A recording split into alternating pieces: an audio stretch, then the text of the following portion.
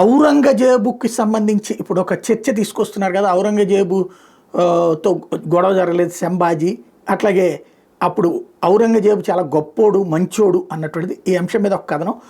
పవిత్ర కాశీపట్నం ఉన్న ఆలయాలన్నీ నేలమట్టం చేసి మసీదులు కట్టిన ఔరంగజేబు పరమ సెక్యులర్. అతడు టోపీలు కుట్టుకుని బతికేవాడు తెలుసా?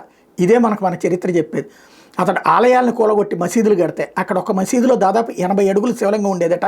అది దాదాపు సగం నేలలోకి పోగా పైకి అప్పటికి 40 అడుగుల లింగం మాత్రమే అద్భుత శిలా నైపుణ్యంతో కనిపించేదట.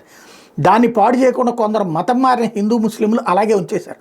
హిందువుల నమ్మకం ప్రకారం ఆ లింగం ఒకప్పటి నేలలోకి పూర్తిగా దిగిపోతుందని, అప్పటికి ఈ భూమి మీద అందరూ ఒకే మతం వారు ఉంటారని నమ్మకం. మొఘలుల పాలనలో కూడా అక్కడ ఉన్న ముసల్మాన్లను మంచి చేసుకుని హైందవ బ్రాహ్మణులు వెళ్ళి ఆ లింగానికి అభిషేకం పూజలు అని చేసేవాళ్ళు.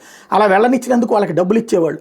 కొన్నేళ్లు గడిచిన తర్వాతన 1826లో మహమ్మదీయులు తమ మొహర్రం పండుగ చేసుకుంటూ ఆ శివలింగం పగలగొట్టేశారు. అందరితో వదిలేరు. కాశీ విశ్వేశ్వర ఆలయంలో భక్తులు స్నానాలు చేసే బావుల్లోనూ స్నానఘట్టాల్లోనూ గోవుల్ని చంపి ఆ రక్తాన్ని కలిపారు. దీంతో ఆగ్రహం దగ్గరైన బ్రాహ్మణులు యాత్రికులు కత్తులు బట్టి కనబడినటువంటి వాళ్ళని ఆ రోజు నరికి చంపినటువంటి చరిత్ర. అప్పటికి బ్రిటిష్ పాలన ఉన్నందువల్ల తుపాకీలు బట్టి హిందువులను హడలగొట్టి తరిమేశారు.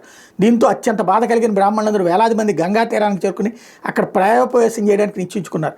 అక్కడ గంగా తీరంలో అనేక మంది యోగులు సాధువులు బ్రాహ్మణులు అన్నపానాలు నిర్జించి తమ ప్రాణప్రదమైన గంగను కాశీ ఆలయం పవిత్రమైందని, తమ ఇంకా జీవించి ఫలితం లేదని, చావే తమకు శరణ్యమని గంగా తీరంలోని హరహర మహాదేవుని అరుస్తూ ఏడుస్తూ చావలేక జీవచ్యవాలుగా పడున్న వాళ్ళ దీనస్థితిని చూసిన ఆంగ్లేయుల దగ్గర పనిచేస్తున్న కొందరు హిందువులు ఒకనొక సాధువు చేత వారికి నచ్చజెప్పి ఉపవాసం విరమింపజేసి కాశీ ఆలయంలో బావుల్లో నదీ తీరంలోనూ సంప్రోక్షణ చేసి మళ్ళీ యథావిధిగా పూజలు ఆరంభించారు. ఆనాడు అంతమంది హిందువులు సాధువులు ఆ లింగం నేలమట్టమైంది కాబట్టి తాము మతం మారినటువంటి వాళ్ళం అవుతామని చెప్పి, అంటే క్రైస్తవం వైపు అంటారేమో అని చెప్పి ముస్లింలు అయిపోతామేమో అన్న బాధతో ప్రాయోపవేశం చేసి మరణానికి సైతం సిద్ధపడ్డటువంటి వ్యవహారాలని ఇప్పటికీ తప్పుడు ప్రచారమే చేస్తున్నారు. అంటే సెక్యులరిజం అనేటటువంటి దాంట్లో మత ప్రమేయం లేని రాజ్యం అంటం వరకు బాగానే ఉంది, కానీ హిందుత్వాన్ని ఎప్పటికప్పుడు అబాస్పాలు చేయడానికి మాత్రమే ఇది వాడుతున్నారు అన్నటువంటి విషయాన్ని ఇప్పుడు హిందూ సంఘాలు ప్రస్తావిస్తున్నాయి.